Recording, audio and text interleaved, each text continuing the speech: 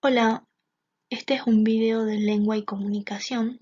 Yo me llamo Marceliano Nayara y mi profesora a cargo es Juana Gómez. Hoy les hablaré sobre los textos y sus propiedades, la cohesión, los géneros discursivos, géneros literarios, funciones del lenguaje y tramas. Bien, para dar inicio, les hablaré sobre el texto. El texto es una unidad de comunicación sin extensión fija, es decir, una composición de signos codificados que forma la unidad de sentido. Todo depende de la intención comunicativa del emisor, es decir, de lo que quiera comunicar. Los textos pueden segmentarse en unidades más pequeñas llamadas enunciados. El texto puede contener varios enunciados o uno solo. Además está la gramática textual. Esta es encargada de estudiar la organización de un texto, analiza cómo se estructuran los enunciados para construir todo el texto. Para eso es necesario cumplir con ciertas propiedades. Bien, en primer lugar está la adecuación. La adecuación es la característica de los textos que están bien construidos desde el punto de vista comunicativo. El discurso deberá ser adecuado en función de las elecciones que se lleven a cabo. Luego está la coherencia. Es la propiedad que hace el texto una unidad. Quiere decir que un texto coherente debe tener una continuidad en el sentido. La coherencia se manifiesta en diferentes niveles. La coherencia global, donde el texto debe tratar de un mismo asunto, sería el tema central. La coherencia lineal, si es extenso, aparece articulado en secuencias de ideas como párrafos o capítulos. La coherencia local, donde no debe romperse las oraciones y enunciados que forman el texto. Como vemos en el siguiente ejemplo, el caza no tiene coherencia en el género y en el sustantivo.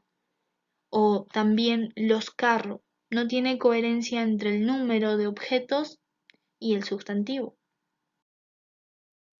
Y por último está la cohesión. La cohesión está relacionada con la corrección gramatical, es decir, una propiedad lingüística que actúa como conexión entre los elementos del texto. La cohesión utiliza dos recursos. El recurso semántico, que recurre al uso de palabras sinónimas y antónimas. Y el recurso sintáctico. Esta recurre a conectores textuales para unir palabras y enunciados. A continuación les explicaré cómo construir un texto. Todos hemos tenido la experiencia de haber planeado qué decir en ciertas circunstancias. Para construir un texto es necesario tener las ideas y saber organizarlas, cumpliendo con la adecuación, coherencia y cohesión. A. La planificación del texto hay que tener en cuenta el tiempo que disponemos para realizar y exponer el texto, la determinación de sus aspectos y así lograr la adecuación, la generación de ideas para encontrar la información para el texto. B. Organizar las ideas, es decir, organizar las ideas jerárquicamente, donde se usará la coherencia global y la coherencia lineal. C. La producción del texto. Aquí se utilizará la coherencia y la cohesión donde elabora el texto. También se verificará si añadir o suprimir ciertas ideas, como agregar ejemplos o argumentos. El texto debe mostrar jerarquización de ideas desarrolladas en los párrafos y a su vez en enunciados. Luego, la redacción. Si ese se transmite oralmente, solo se elabora un esbozo y un ensayo para realizar la redacción. Si es escrito, se hace un primer borrador para organizar las ideas. Y luego se pasa al segundo borrador, donde se revisa los conectores y las palabras para evitar repeticiones o adjetivos innecesarios. Bien, ahora hablaremos sobre los conectores. Los conectores son palabras que unen el enunciado o párrafos de textos. Estos aparecen frecuentemente en los textos escritos que en la oralidad debido al contexto en el que se encuentran. Ahora les hablaré sobre las funciones del lenguaje. En una situación comunicativa existe un emisor que codifica el mensaje para transmitir a un receptor. Ahora bien, cuando el emisor piensa qué quiere transmitir, tiene una intención, algo que quiere lograr, y de ese propósito depende la función del lenguaje que va a utilizar. Las funciones del lenguaje son la función informativa, la función apelativa, función expresiva, fática, metalingüística, la poética o literaria y la función prescriptiva. A continuación les explicaré cada una de ellas. La función informativa. La intención del emisor es informar sobre algo que pueden ser hechos, datos, ideas, como generalmente vemos en las noticias o en textos de estudios. En este ejemplo podemos ver que Mafalda está escuchando una información acerca del gobierno de un nuevo ajuste de precios a las necesidades primarias.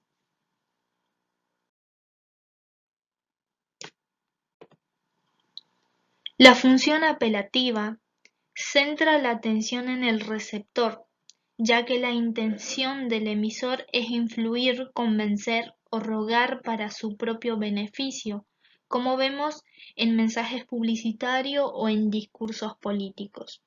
También podemos ver que en este ejemplo la madre le está ordenando al chico que se vaya al cuarto.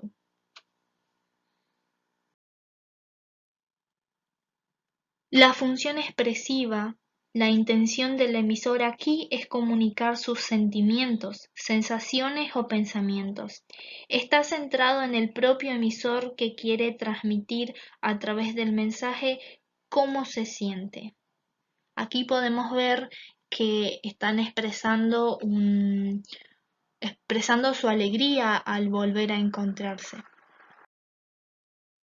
La función fática está centrada en la capacidad de transmisión del canal y asegurar el contacto. Como podemos ver en el ejemplo, están asegurando la llamada. 5. La función metalingüística. Se habla sobre el código mismo. El emisor se refiere a un objeto de estudio de la propia lengua.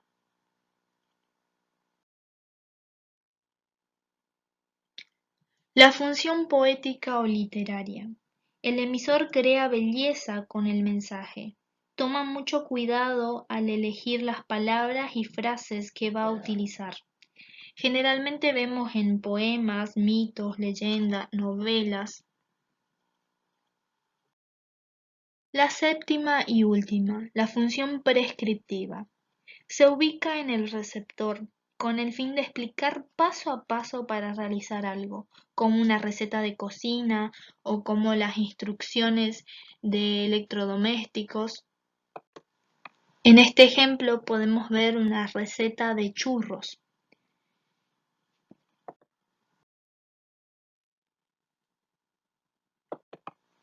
Ahora les hablaré sobre los géneros discursivos. Los géneros discursivos son el literario, en el cual se encuentran los cuentos, las novelas, el teatro, poema, la fábula, leyenda y el mito. El periodístico, en el cual se encuentra el guión televisivo, la noticia, editorial, crónica, carta de editores, aviso clasificado. El científico, donde se encuentra la definición, las notas de enciclopedia, informe de experimento, monografías, relatos históricos. El humorístico se encuentran historietas, chistes, grafitis. El instruccional, donde está la consigna, la ley, instructivo, la receta, el reglamento y afiches. El epistolar, donde se encuentra la carta, la esquela, solicitud, telegrama, postal, tarjetas. Y en el instrumental, que se encuentra el organigrama, el diagrama y el documento comercial.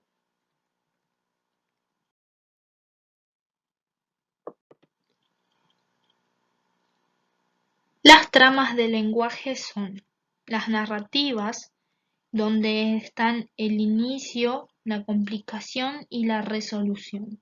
La descriptiva, donde representa objetos, personas, etc. La argumentativa, donde defiende un punto de vista. La explicativa, que aporta un conocimiento nuevo. Y la conversacional, que tiene la interrelación entre hablantes. Los géneros literarios se clasifican en tres grandes grupos. Los géneros narrativos, donde se encuentran los cuentos, las novelas, leyendas. Los géneros líricos, donde están la poesía, el romance, la copla. Y la dramática, donde está el teatro y el guión televisivo. Bien, espero que les haya gustado ese video y más que nada que les haya servido. Muchas gracias y nos vemos la próxima.